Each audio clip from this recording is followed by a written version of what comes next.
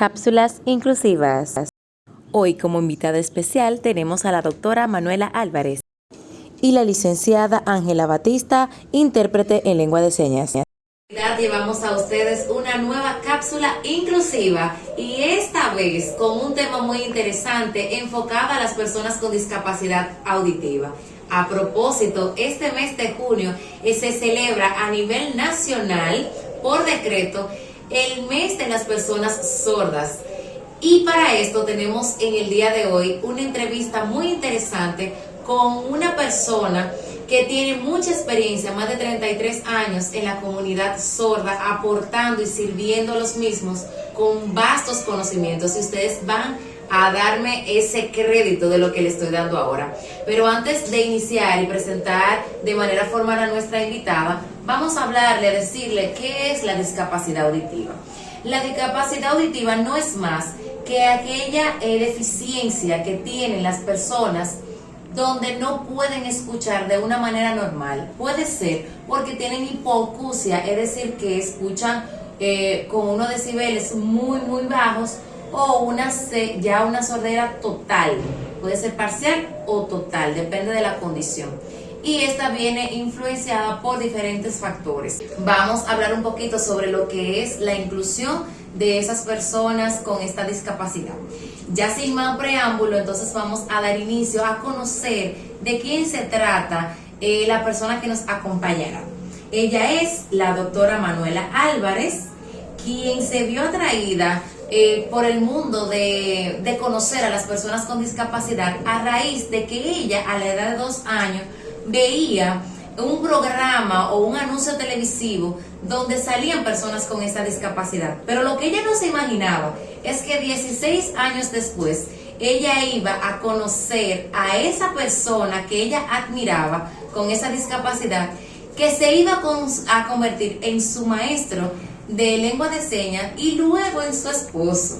16 años ella asistió a una iglesia cristiana, a donde ella veía una comunidad de sordos que había y estaba muy intrigada de conocer y de entrarse a ellos para ver ese sistema de comunicación que tenía, que era lengua de señas, y aprender y ayudarle a los mismos. Ahí entonces ella conoció al profesor Ricardo González, quien le enseñó lo que es la lengua de señas y sirvió como motivación para que ella continuara involucrándose en la comunidad sorda. Ella inició a muy temprana edad, a los 15 años, a estudiar medicina en la Universidad Tecnológica de Santiago, UTES. Más tarde, cuando ella terminó sus estudios universitarios, viajó a Puerto Rico para continuar con esa capacitación y esos entrenamientos en el área de terapia del habla, de la comunicación no verbal y también en lengua de señas. Con tan solo 25 años, esta gran profesional ya dirigía la Escuela de Sordomudos de la ciudad de Moca. Pero esto no queda aquí.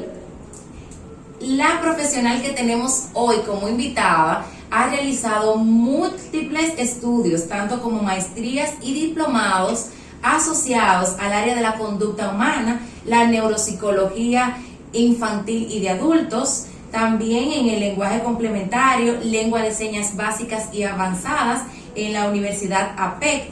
También ha adquirido conocimientos en el área de la lactancia materna, estimulación temprana, modificación conductual, psicométricas, también en la fonoaudiología, en la alimentación biomédica para los estudiantes que tienen TAE, trastorno del espectro autista,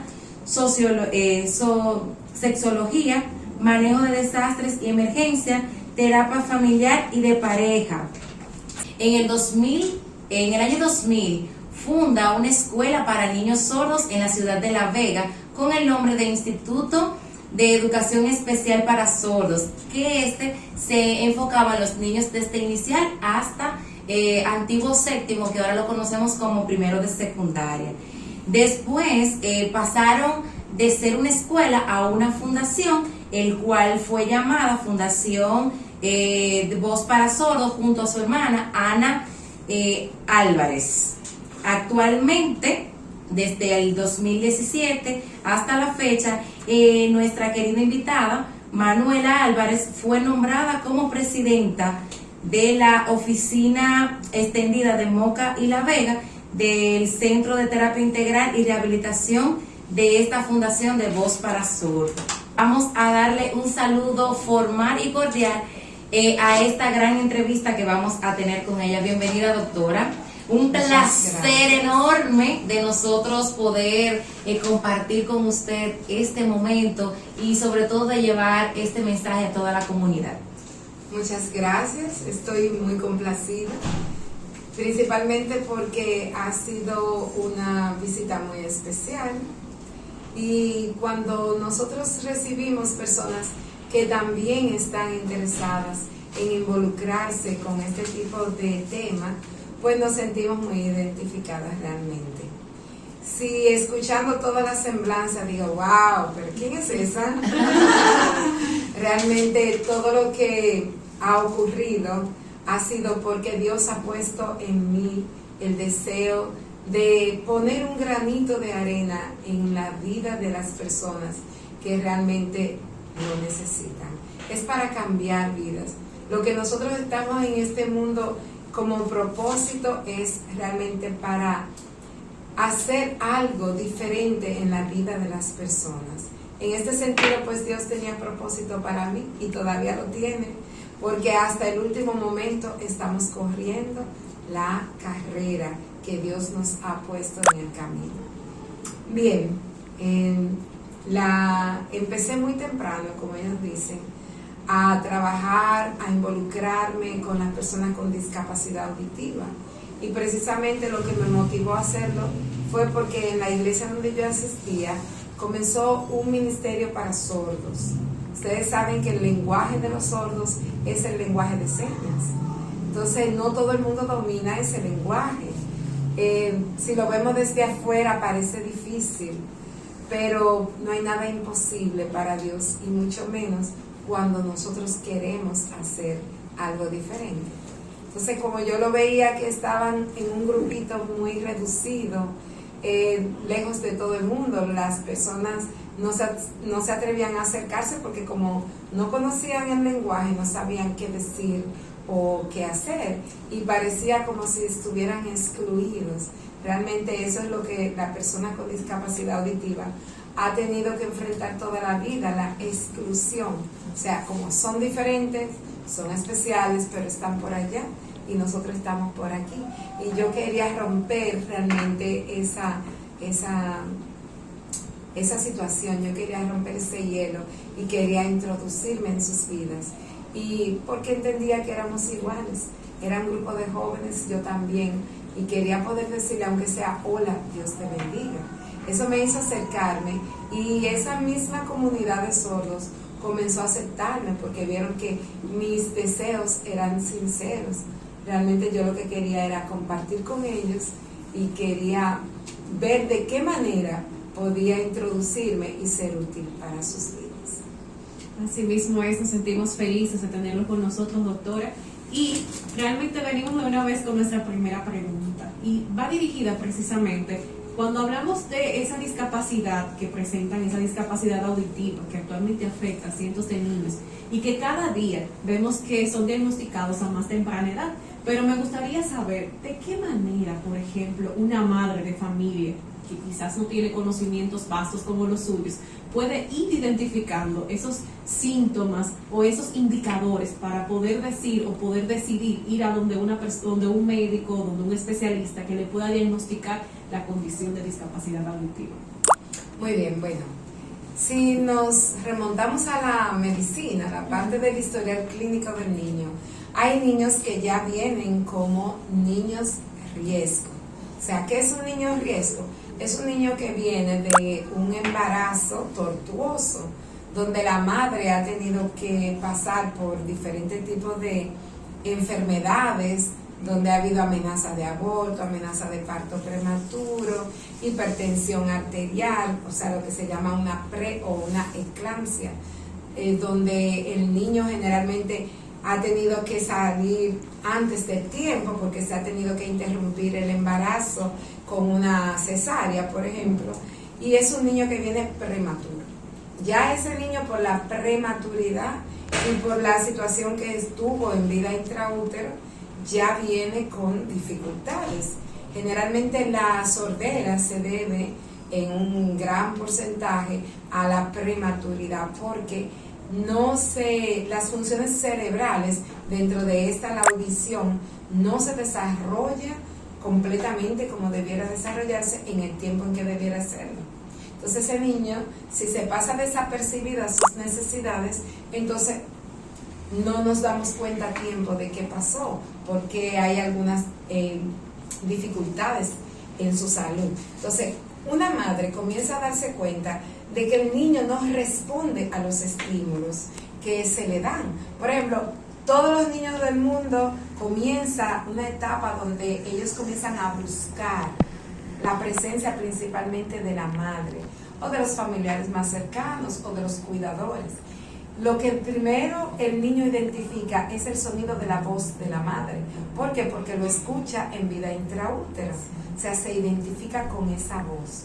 Si el niño, cuando la madre le llama, no la busca, ya es un indicador de que algo está pasando porque no está reconociendo la voz. Además, los sonidos cotidianos, esos sonidos que nosotros nos acostumbramos, sonidos que se hacen en la cocina con una licuadora, un blower cuando vamos a secarnos el pelo, una podadora para el jardín, o el sonido de la ducha cuando queremos estimular que hagan pipí los niños. Entonces, cuando vemos que el niño no se interesa en ese tipo de sonidos, tenemos que saber que algo está pasando.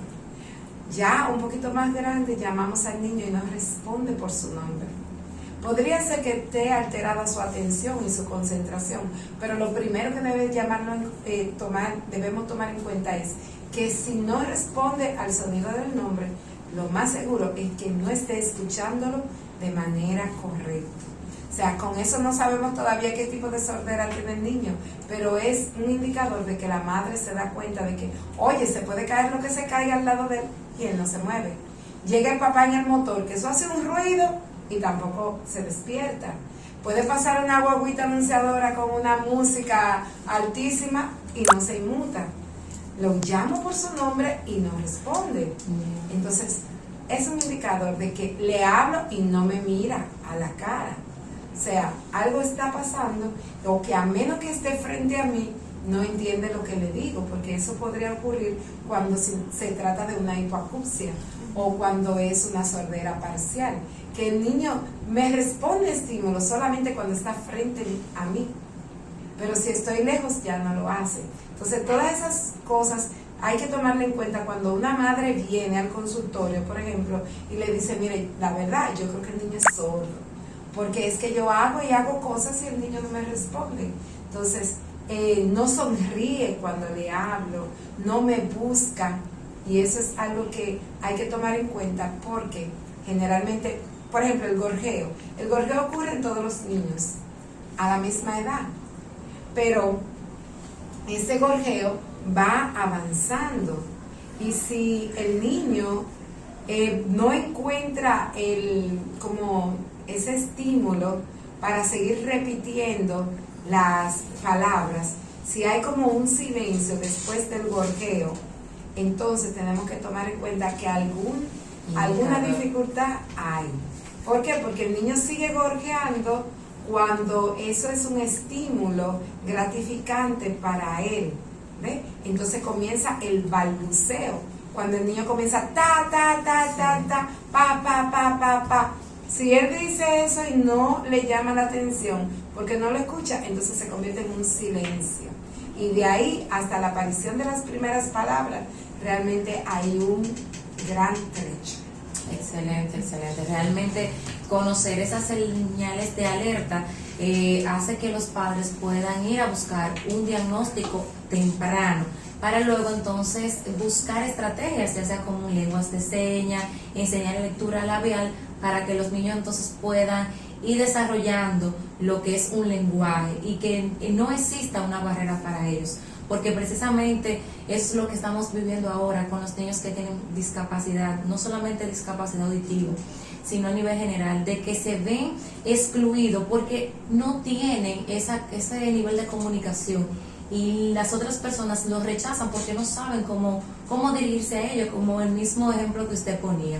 Entonces, en ese mismo orden, sabemos que hay muchas leyes, que hay muchas ordenanzas que nos orientan sobre lo que es darle la oportunidad en igualdad de condiciones a esos chicos, pero lamentablemente encontramos muchas barreras. Entonces, ¿cuáles serían esas barreras que en pleno siglo XXI nosotros encontramos que van en contra de la comunidad sorda? En primer lugar, la barrera número 1 es la comunicación. ¿Por qué la comunicación? Porque como la comunicación de la persona con discapacidad auditiva es a través de un lenguaje muy diferente al que todos dominamos, que es el lenguaje de señas, que es lo que se llama un lenguaje alternativo. O sea, como la persona con discapacidad auditiva, como no escucha, no puede reproducir oralmente esas palabras, pues generalmente no hablan. Entonces, el lenguaje alternativo que se utiliza con ellos es el lenguaje de señas, como ustedes están observando en la interpretación de Ángela Batista. Entonces, ¿qué pasa? Que como no está al alcance de toda la población, en primer lugar, no se ha implementado que el lenguaje de señas sea en cada escuela de manera obligatoria para, pues, llenar no solamente el currículum, sino que nosotros podamos, como se ve la inclusión está llegando a todas las escuelas, pues los maestros debieran recibir una capacitación de lenguaje de señas. Pero no solamente los maestros, el personal administrativo también debiera recibirlo, porque cuando un niño con discapacidad auditiva se dirige a la dirección porque necesita que le llamen a su papá, necesita que alguien entienda lo que él quiere decir. Pero no solamente eso, sino los mismos compañeros, que tienen iguales derechos los niños con discapacidad auditiva que sus otros compañeros. Ellos tienen derecho a jugar juntos, ellos tienen derecho a pertenecer a la misma comunidad. Y si quieren comunicarse, no tienen por qué buscar un intermediario para que les diga si quiere jugar pelota, si quiere ir a merendar conmigo al patio. O sea que también ellos debieran recibir el lenguaje de señas como parte de su capacitación, parte de su planificación de trabajo durante el año escolar. Entonces, por eso la comunicación impide, o sea, una mala comunicación es la barrera número 1 con relación a la persona con discapacidad auditiva. Pero no solamente eso, sino que ellos son excluidos de toda la sociedad, porque como comunidad tienen intereses importantes en común, que como la demás sociedad no lo conoce ni los reconoce, pues no los toma en cuenta. O sea, en ese sentido, la cultura de una persona con discapacidad auditiva o una persona sorda es muy diferente a la nuestra. Entonces, lamentablemente, no ha evolucionado realmente como debiera evolucionar, de manera gubernamental. O sea, el gobierno debe adoptar medidas y estrategias para que las personas con discapacidad auditiva sean realmente incluidos. O sea, no es simplemente que lo pongan en una escuela normal a un niño sordo, sino que sean aceptados, que se puedan adaptar, no solamente el niño sordo a los demás, sino la escuela, el personal, se pueda adaptar al niño sordo. Entonces, igualmente en todos los sentidos. Por eso es que la ley 513 dice que es la ley de discapacidad, habla de los derechos humanos, donde dice que todas las personas con cualquier tipo de discapacidad debe estar incluido dentro de los derechos de cada uno, porque todos, como seres humanos, tenemos los mismos derechos, las mismas oportunidades debieran darse para todos. Pero en este sentido, la persona con discapacidad auditiva no ha podido realizar sus sueños porque casi no han podido seguir sus estudios superiores. Es difícil que en las universidades existan las estrategias del lugar como para tener intérpretes para cada carrera o de manera individual para cada sordo que lo necesite, cada persona con discapacidad auditiva, porque aparte de todo eso sale costosísimo y el gobierno no ha hecho lo necesario como para que puedan ser incluidos en términos generales. Entonces, hasta ahí, a veces se llega solamente hasta octavo. Sí. Se ha luchado para que puedan por lo menos graduarse y solamente en Santo Domingo puede hacerse, y aquí por ejemplo en Moca, que hay un liceo que ha sido inclusivo para personas con discapacidad auditiva, que ellos pueden graduarse de bachilleres. Pero no solamente hasta ahí quedan sus sueños van más lejos, quisieran poder desarrollarse a nivel superior y todavía eso está en pañales. Definitivamente podemos ver que en ocasiones las barreras limitan a nuestros chicos que tienen discapacidad auditiva, y esas barreras son las que impiden que ellos realicen esos sueños de los cuales la doctora está hablando ahora mismo.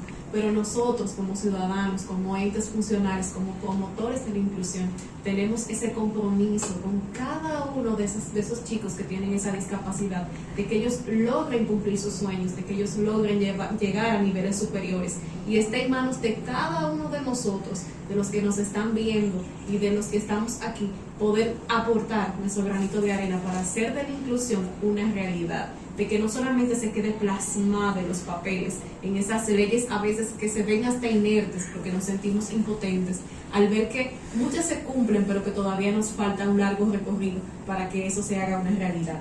Pero en ese tenor, doctora, quisiera preguntarle, yo sé que hay algunos casos que marcan y que te dejan ese sello en tu corazón, pero ¿podría usted compartir con nosotros alguna experiencia de algún caso de manera significativa, brevemente, que le haya impactado y que haya tenido al final de cuentas un final feliz, vamos a llamarle así? Bueno, los finales felices generalmente los vemos en los cuentos de hadas, pero es nuestro papel tratar de llevarlos hasta ahí, a que los sueños puedan lograrse y podamos obtener sueños con finales felices. Sí, en ese sentido yo quiero compartir algo con ustedes que para mí ha sido realmente grande, impactante y que me marcó.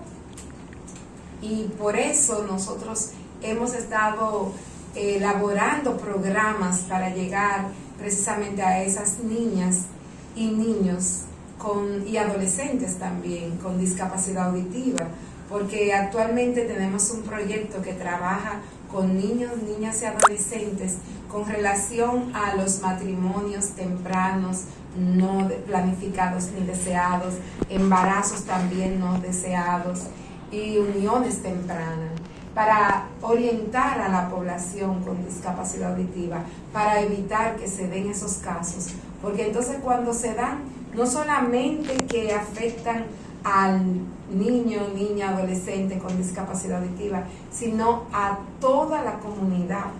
Nos vemos afectados todos. Y en ese caso le voy a contar una experiencia brevemente. Nosotros teníamos una escuela, como escucharon que hemos fundado varias escuelas, y en una de las escuelas estamos realmente preocupados porque como los niños sordos no pueden comunicarse de manera efectiva, son un blanco fácil para los abusos y principalmente los abusos sexuales, ya que ustedes saben que el abusador sexual generalmente es el más cercano a la familia, un vecino, un amigo, un tío, un hermano, un primo, alguien que está bien cerca al niño o niña con discapacidad auditiva. Entonces, una manera de que eso no se sepa es elegir a alguien que no pueda comunicar lo que le está pasando. Entonces, el niño sordo es un blanco para el abuso, un blanco realmente. ¿Y qué pasa? Nosotros decidimos que dentro de la planificación se incluyera una materia que era sexualidad humana. No sé si ustedes escucharon que yo también soy sexóloga. Y así lo hicimos. Tuvimos una jornada de capacitación en ese sentido, dependiendo de uno de ellos era tan tímido, tenía realmente problemas mentales y casi no se comunicaba para nada. Y el otro, además de tener la discapacidad auditiva, tenía trastornos de aprendizaje. O sea que cuando viene a ver no entendió mucho lo que se preguntó. Pero de esos 20, 18 se pusieron de pie y reconocieron y confesaron haber tenido relaciones sexuales sin saber de qué se trataba y en contra de su voluntad. Lamentablemente, así mismo como la estadística los dice, nosotros después nos reunimos aparte con cada uno de ellos y nos dijeron que sí, que su primo, su tío, su hermano o el vecino y el familiar más cercano fue quien le dijo, además de todo, que era un secreto entre ellos y que no debía nadie saberlo. Y ese abuso continuó por años y años y años, despertando en esos niños unas sensaciones que no le correspondían para su edad, ocasionando embarazos no deseados, haciendo que muchos de los padres llevaran a esas niñas a cometer errores como un aborto, que además de todo le afecta emocionalmente y físicamente a esa niña. Imagínense ustedes, fue una tristeza grande para nosotros, pero estamos luchando para que eso no continúe. Ahora nuestro principal contrincante es el internet, o sea, las redes de internet. Tiene acceso a todo. Porque un niño, yo digo que un niño con un celular en la mano es peor que con una ametralladora bien sobada. Así mismo es. Porque por ellos mismos pueden entrar a cualquier lugar, a cualquier información, acceder a cualquier información sin que los padres lo sepan. Es más, que ahora mismo un celular se convierte en la niñera. Porque, está molestando mucho, toma, para que se entretenga.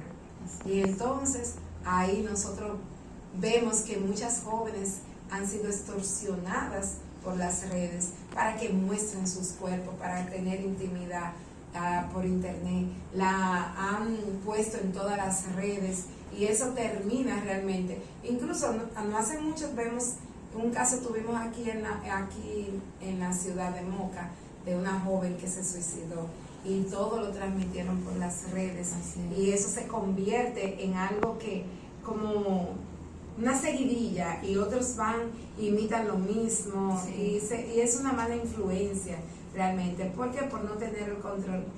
¿Dónde está tu hija? No, ella está entretenida ahí en el celular o en la tablet o en la computadora y no sabemos qué es lo que hace, cuál es la información que está obteniendo y cómo va a manejarla, porque no tiene las herramientas para eso. Sí. Y ahorita hablábamos sobre que nuestro país es rico en lo que es tema de leyes, como usted decía ahorita, las 5-13, pero también está la misma Constitución que habla a favor de las personas con discapacidad.